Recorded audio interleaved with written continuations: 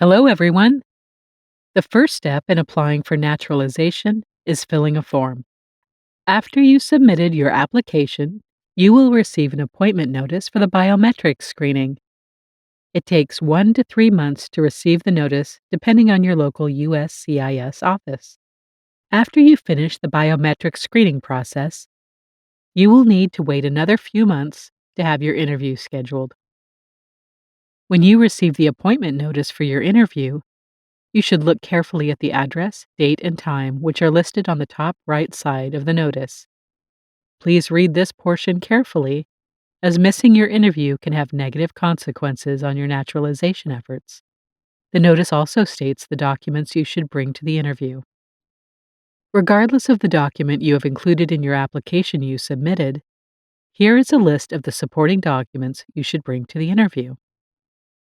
For most applicants, documents include the interview notice, green card, state-issued identification, passports and travel documents, evidence of current legal marital status, evidence of termination of your spouse's prior marriages, evidence of name changes, any evidence of selective service registration.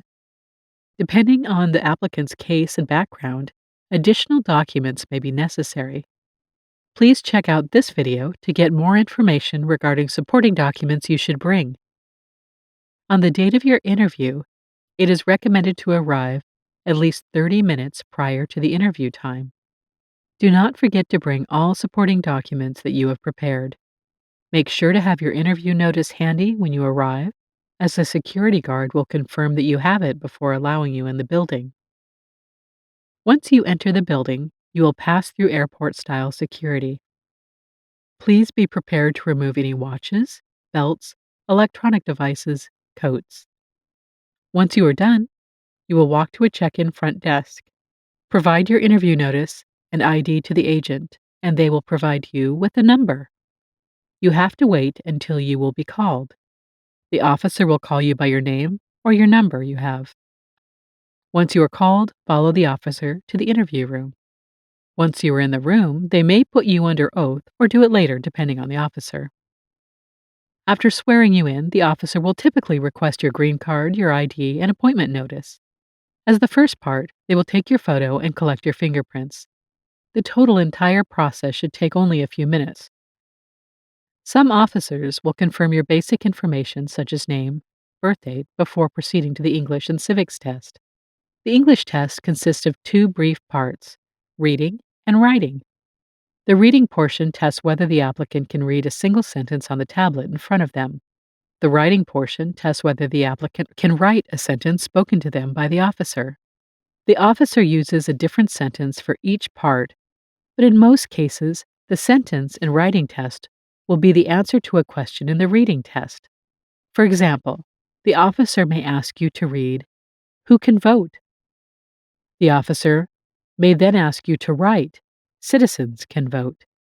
You must read one of 3 sentences correctly and must write one of 3 sentences correctly to pass the reading and writing portions of the English test. The civics test requires extensive preparation. You need to verbally answer 6 out of 10 questions correctly to pass the test. If you pass the English and civics test, some officers will confirm this. Once you pass the test, it's now time for them to go over your N-400 application.